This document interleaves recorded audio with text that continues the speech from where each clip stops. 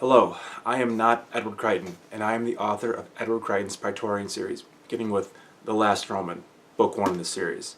So a few things may seem different off the bat from my last video, namely that my hair seems to be parting in a different spot, facial hair, perhaps a few extra zits here and there. It's because it's been about 2.5 weeks since I last recorded a video. I've been able to at least upload videos in that time, which is good that I've pre-recorded a bunch of them, but I haven't been able to film, mostly due to, the intensity of real life. It's also it's just a perfect example of why it's been so difficult to write, because I'm not the kind of person that can just do something for 5-10 minutes and then feel like I've accomplished anything. I need to devote a considerable chunk of time to doing something to feel like I've actually done anything. I don't even play video games anymore because I simply think to myself, what's the point? I'm only going to play for like half an hour, 45 minutes before I lose my train of thought and go on to something else, or I get distracted with something else, or I'm pulled away by my wife coming down to talk to me about something that's probably important. I mean, it's usually important, but whatever. And then my creative juices always seem to flow towards work and what I'm doing there, and then of course work was the reason why I was gone most of the time. One of the things that I do at work is I'm the AV guy for the school plays. Well, I mean, I moderate the kids. The kids are in charge of it, but we have like a pretty fancy digital soundboard and wireless mics and a lighting console. Actually, the lighting console is built into the soundboard now, thanks to my ability to figure that out, but that's neither here nor there. But anyways, point is the kids run the board and I moderate them, but I'm there to make sure they don't screw things up, break things, and make sure things sound and look good. And it's honestly a lot of fun. I really enjoy that work, and I really enjoy working with the kids. But point is that that was 2 whole Saturdays, a Sunday, multiple evenings after school on work days. So it was just a lot. And then last week was just, I don't know, a crazy, crazy week. Today's actually the day before Thanksgiving. So I had a lot of things building up to Thanksgiving. It's because, 2-day weeks are sometimes the longest weeks just because you have to cram so much into just 2 days. So it's been busy, but finally I feel like I've got a break in my work tasks, which is going to be good. Although we're actually going to go on a vacation in a few weeks for a whole week, so that'll be 5 days I'm down anyway again, so I'll have to find time to make up those days at work. But anyways, enough about work. No one wants to hear about that. Anyways, so honestly, like, I am at a complete loss for where we are. I think the last time we talked, spoke, or last time I read, we introduced Helena, I believe. I gotta find that spot, actually.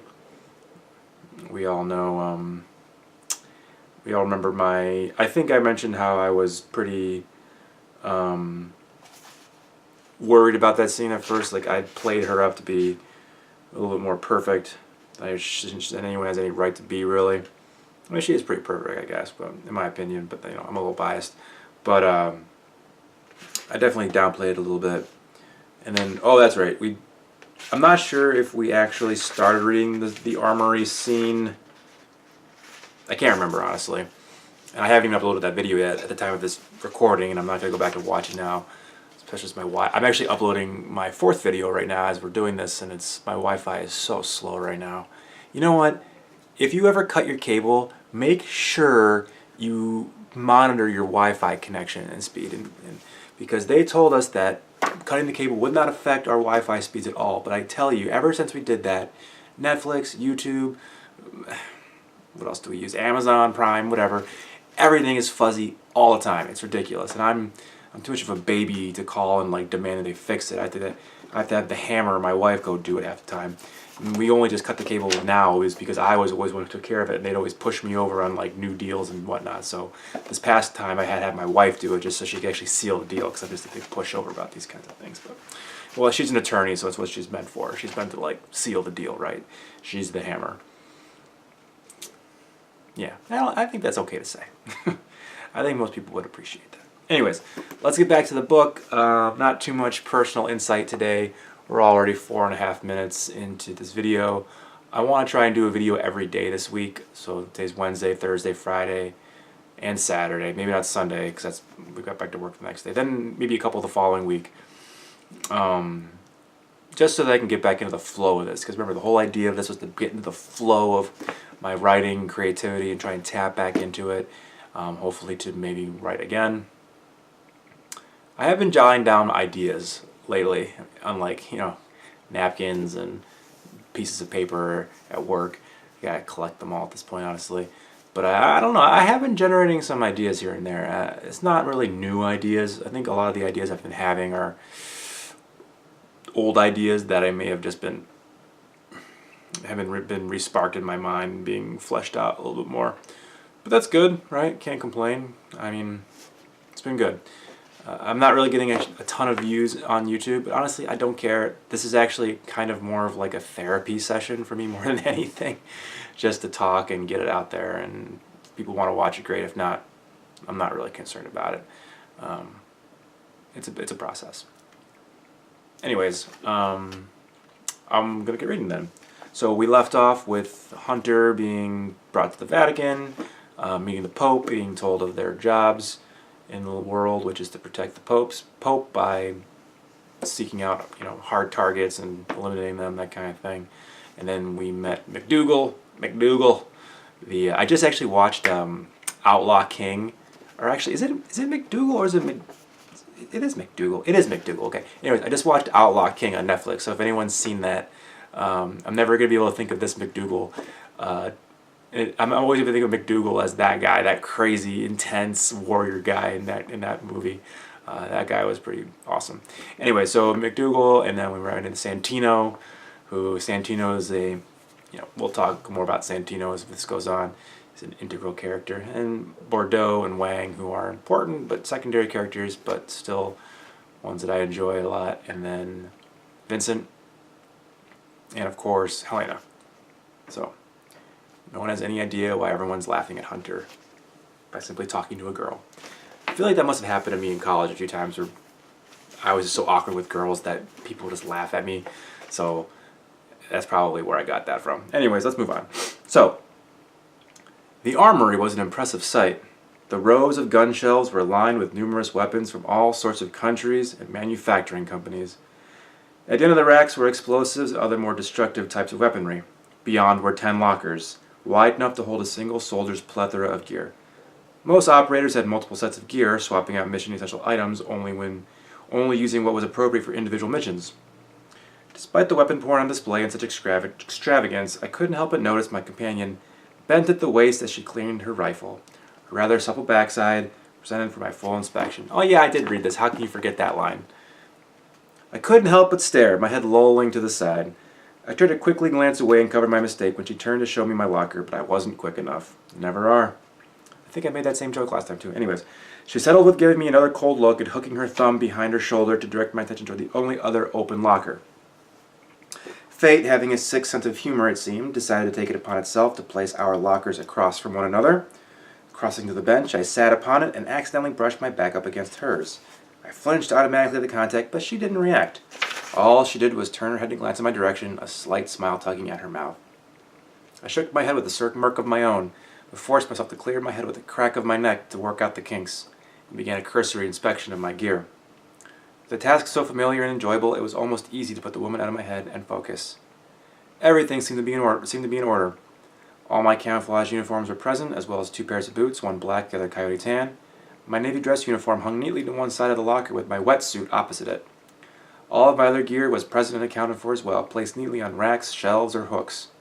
Helmet with camera and optics eyepiece, rifle magazines, radio and throat microphone, night vision goggles, mobile PC, combat knife, medical kit, glow sticks, zip ties, combat notebook, pen, escape and evasion kit, and a plethora of other tools.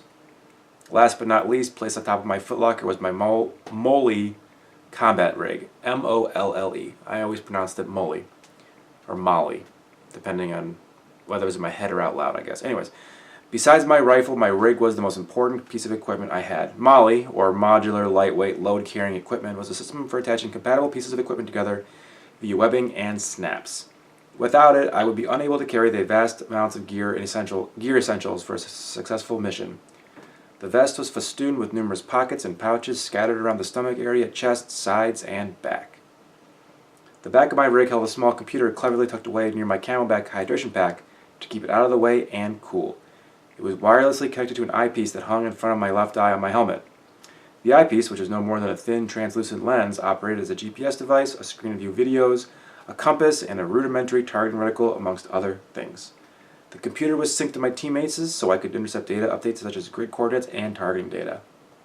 In order to send and receive these updates, a long, thin touchscreen interface would be attached to my left forearm.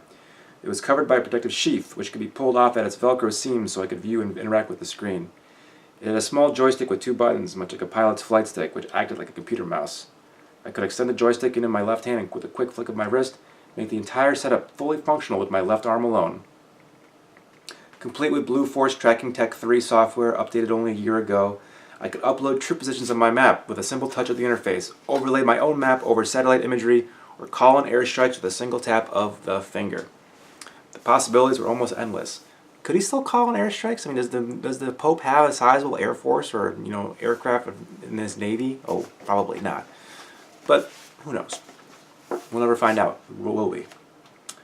The possibilities were almost endless. It was a handy tool, but not one a good soldier relied upon in combat. Of course, Jacob's not a soldier, but that's okay. My last piece of equipment lay alongside the back of the locker, entombed in a solid protective case. As I placed it on the bench next to me, I accidentally bumped into my companion again. I was about to apologize when I realized she ignored my mistake completely and continued cleaning her own weapon. I opened the case and pulled out my closest ally and true love, my HK-416 Gen 2 assault rifle, Penelope, as I had named her. Despite being decades old in design thanks to the veritable hold on military R&D, mine was manufactured only 2 years ago with many new bells and whistles to show for it. Penelope had been the loyal wife of Odysseus in Homer's The Odyssey, my favorite classical epic. Despite her husband's absence for 20 years and dozens of hopeful suitors hoping to take his place on the throne, she remained faithful, waiting patiently until he finally returned. I was a sucker for a good love story, and I hoped that, like the woman of myth, my weapon would remain just as loyal. I reached for a cloth and rubbed its exterior, wiping away the subtlest pieces of dust and lint. "It's been a while, Penelope," I said to the rifle. "I hope you've kept yourself out of trouble while I've been away." I only hoped Strauss didn't overhear me. My theory was if you love and respect your equipment like you do a friend, it will in turn treat you with the proper respect and never let you down. Boy, there's actually some foreshadowing there now that I think about it. I don't think I ever connected that, but there's some serious foreshadowing there for book 3. But anyways, going on, moving on. Some assumed this kind of thinking meant you were a crazy person, the respect thing, that is, although I had no idea why. After field stripping and cleaning the rifle, as well as inspecting the ACOG-2 scope, Surefire flashlight, laser, and bipod, I finished wiping on the exterior and gently put it back in its case. Good night, I said quietly, hoping my companion didn't hear me. Sleep tight. I placed the case back in the locker, gave the entire enclosure a look, tossed my Hawaiian shirt inside, nodded in satisfaction, and shut the cage. Donning a more appropriate duty jacket from my locker, I announced, oh, never mind. I was just saying, shut the cage, but then he donned from his locker. It's not really, that can't be right? But no, it's fine, because you could just assume that he'd grabbed it before he shut the cage. I mean, at least you'd have to. Anyways, that's probably a sign of poor writing. Donning a more appropriate duty jacket from my locker, I announced, "I'm done here. Everything checks out. I'm ready to go when you are." Her reply was to barely even glance in my direction as she continued cleaning her rifle's barrel with a long pipe-cleaning brush. I sighed, unsure what even I could have done to spark such annoyance in her already. Unfortunately, tact was rarely my first option when dealing with pig-headed individuals. "Excuse me," I asked, "but are we going to have a problem here? You've barely grown a word in the 15 minutes we've known each other, and I'm starting to get the feeling you don't like me, which, you know." I gave her a Hollywood teeth-sparkling smile. It's kind of hard to believe. She continued to ignore me. "Look, sweetheart, I've had just about as much trouble as I can stand with pretty girls who think they... I never got the chance to finish." What an idiot. She was on her feet like a cheetah and staring green-tinted icicles upwards into my skull. I gulped. It was the only thing I could do as I returned her stare, gazing into her face that was frighteningly more beautiful when displaying such anger. "So?" I asked, trying to stay brave. "Got something to say?" The words were barely out of my mouth when her fist connected with my right eye socket, pitching me backward into my locker. Stars flashed in my vision, and the rest of the world went black when my head slammed against the metal surface. My hand was already flinging upward to my face as my head cleared the sad hope of staving off the inevitable swelling and darkening. Speechless, I just stared at her, completely confused and taken aback by her assault. Of course he would be. I wanted to yell at her and hit her right back, but it was probably a good thing that I kept my mouth shut and my hands to myself. She might have killed me. I checked my hand to make sure my face wasn't bleeding. Thankfully, it came back clean. Risking one last look at my attacker, I turned for the door and beat my retreat from the crazed woman who had hit me for seemingly no reason. She was already back at work cleaning her gun, oblivious to our encounter. Despite the pain, I couldn't help but smile. Okay, that's all cringy. I got you. It's a bit cringy. Don't hate it, but it is cringy. Like, I don't know. I don't know. I got nothing.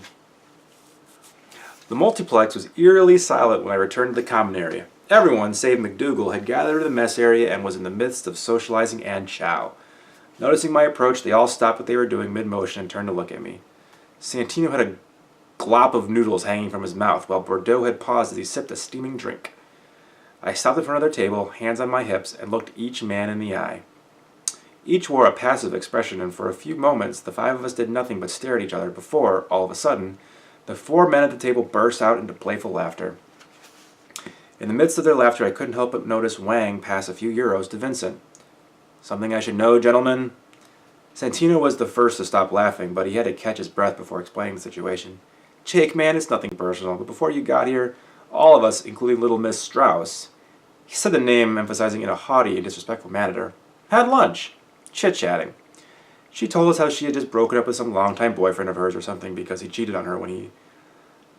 She told us how he had just broken up with some longtime boyfriend of hers or something like that because he cheated on her when her time in the service kept them apart. Sad, right? Well, here's the funny part. She said she'd kill the next guy that she saw that even remotely pissed her off. I guess it doesn't help that you kind of look the way she described him. Tall, wavy brown hair, broad shoulders, dashing good looks, whatever. As soon as I saw you, I knew there would be trouble." I continued to stare at him stoically. Vinny over there won the bet. I glanced over at the aging priest with narrow eyes. He simply smiled, raised his fork in salute, and continued to eat. "He said she'd throw a punch," Santino continued. "I said she'd knee you in the balls, and the boxing twins over there thought she'd go easy on you, but I knew you'd do something stupid to get her all worked up. So what happened? Strike out swinging? My response was delayed as the group noticed our female comrade exit the armory and head directly toward another set of doors opposite the ones she'd emerged. She spared a single, distant look in our direction, glowering. "I didn't even make it to the on-deck circle," I reported as we all watched her leave. Santino stood up, placing a hand sympathetically on my shoulder while some of the other guys snickered at me. "Don't worry, my friend," he said. "Maybe it's still the preseason." Okay, I don't hate that. Although, in retrospect, it seems kind of childish, right? A bunch of guys just going around a table talking about the only girl in their unit, kind of like that. I guess that's my more, maybe that's my more mature sensibilities at work there. It does seem a little chauvinistic.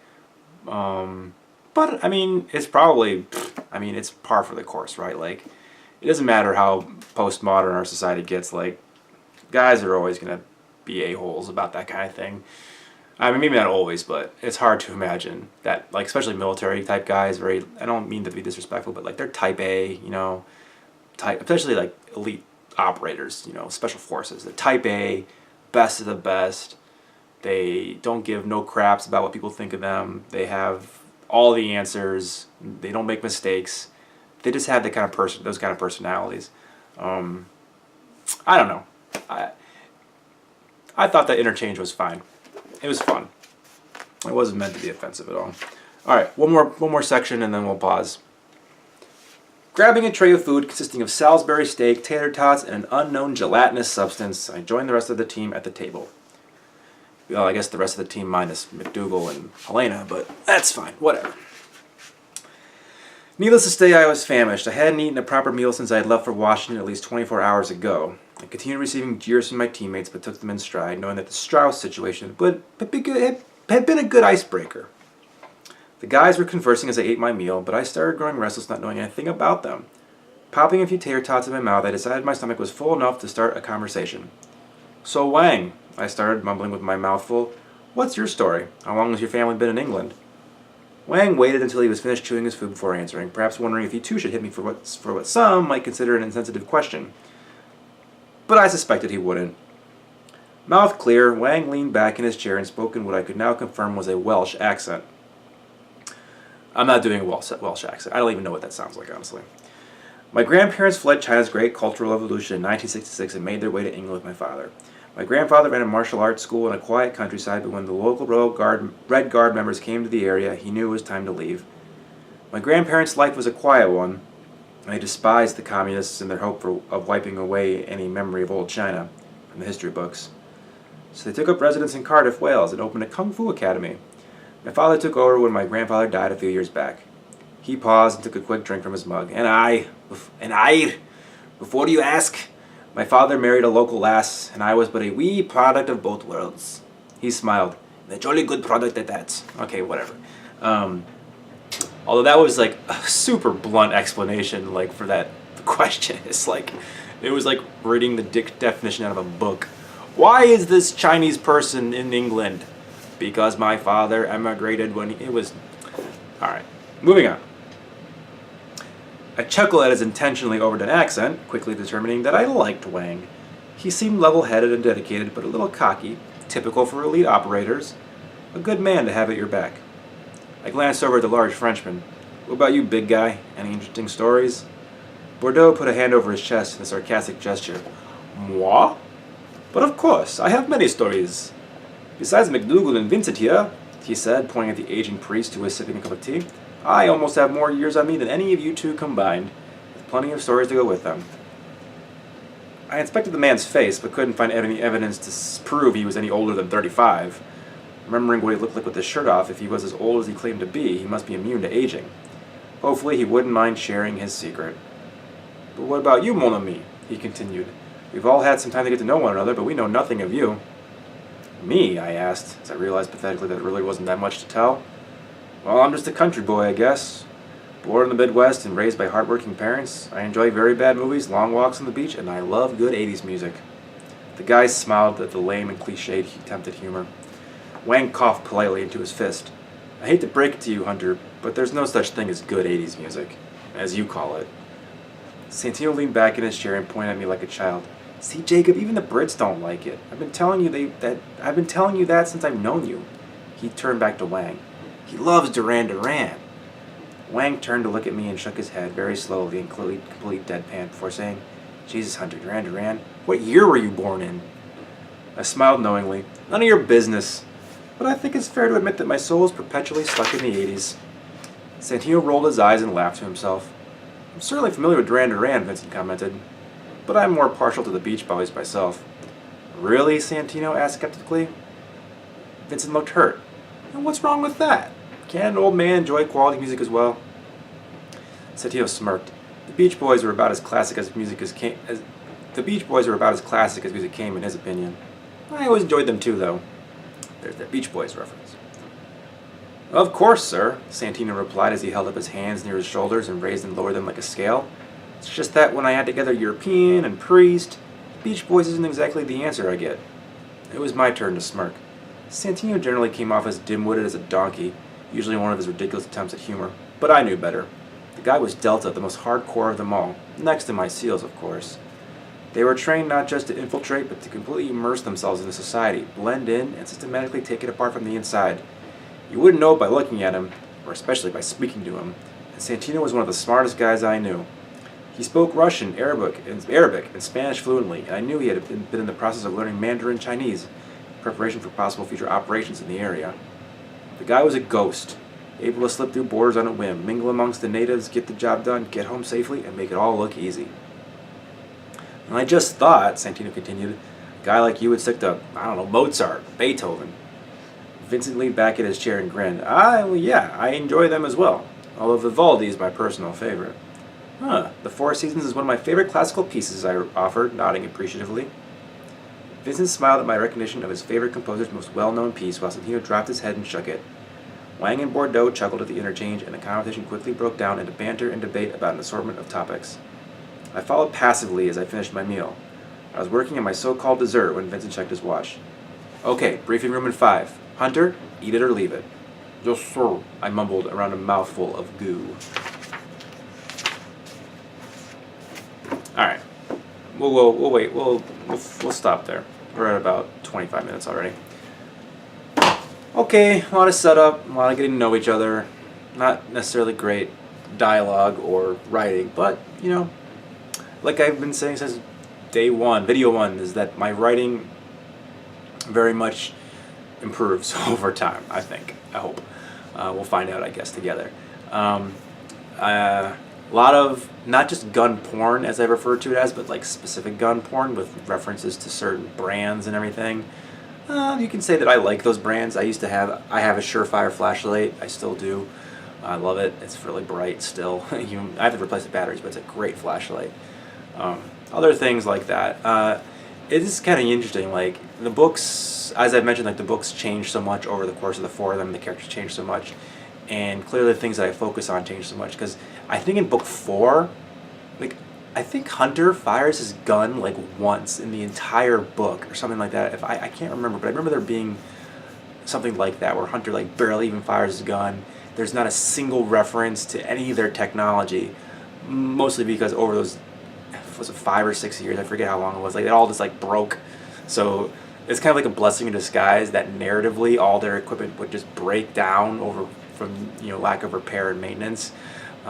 So from a narrative perspective, that logic that stuff would just break was good because I didn't have to write about it anymore because they just have it anymore. They have their guns, which is easier to maintain, and some equipment, but because they just lost it over time, I just didn't have to write about it anymore, and it was like a natural way to get rid of it, which was good because even by that point I was getting kind of tired of it. Like I said, maturation. It's important to learn from our mistakes and the things we do in the past, obviously. Okay, I don't have much more to say. We'll cut this before it gets to 30 minutes. Again, if you want to, ask any questions about any of the books, including Starfare or even the novella, if you were one of the few people to read that, feel free to leave them here in this video comment section or any video comment section. I'm not getting a lot of comments, so it's not like I have to, prune through them and only answer the ones that are, the ones that stand out to me. So, but if not, again, like I said, this is just therapeutic for me. I just enjoy talking to the camera and kind of figuring this all out. So, also you could always hop over to my Facebook and leave your comments there. That's probably, I'd probably prefer that, I guess, just because I prefer not to converse on YouTube. My son and I just went to go see Ralph Breaks the Internet today, which is the sequel to Wreck-It Ralph. And I'm a technology guy, and I'm kind of also like a neo-Luddite in a way too with technology. I kind of hate the way technology's overwhelmed our society, blah blah blah, especially with the future generations. But anyways, that movie was pretty great. It was really well done, the way it personified the internet and brought it to life. And there's a pretty poignant scene in there where like Ralph goes to the comments section and realizes how horrible and negative they are, and then this other character comes in and gives a little speech about like, that's the first rule of the internet, just don't read the comments section, and YouTube is notorious for being the worst. So so I do, if these videos ever take off, I fully expect all the naysayers and doom and gloom people to leave most of their comments in the YouTube section, mostly because they can't hide behind anonymity there. So I expect all the people who actually care and want to have meaningful conversation, even if it is negative, it's meant to be constructive. I imagine it would be better to do that over on Facebook, where there's less anonymity. Although I guess technically I'm the most anonymous person on there since I'm not actually Edward Crichton, but we've already established that. Anyways, enough rambling for one night. I am going to go play Fallout 76 with my 2 best friends, one who still lives in Cleveland, the other one who lives in Pittsburgh. I very rarely get to talk to them anymore, or interact with them at all. So this video games is a great way to do that, and I'm kind of getting back in the mood to play stuff. Oh, fun fact, if you have an Xbox, you can link your Xbox with somebody else's Xbox. You gotta be careful, you gotta trust that person because you share like credit card information. But the point is, my best friend since kindergarten, I trust him. We share our Xboxes. He buys a game, I get to play it too. So that's pretty nice. I haven't had to buy like the past 3 games. I know that sounds like mooching, but I'll buy him like something for Christmas. It'll be fine. Trust me, he and I owe each other a lot of money over the 30+ years we've known each other. I think I'm still probably in the negative column. I think he probably owes me a lot more money than I owe him, but I would never tell him that, of course, because we're best friends. Nor would I ever ask him to collect. Nor would there be any way to calculate it. Okay, I'm really rambling now. All right, until next time, YouTube, have a good one. Oh, and happy Thanksgiving, if you care about that kind of thing. Ta-ta.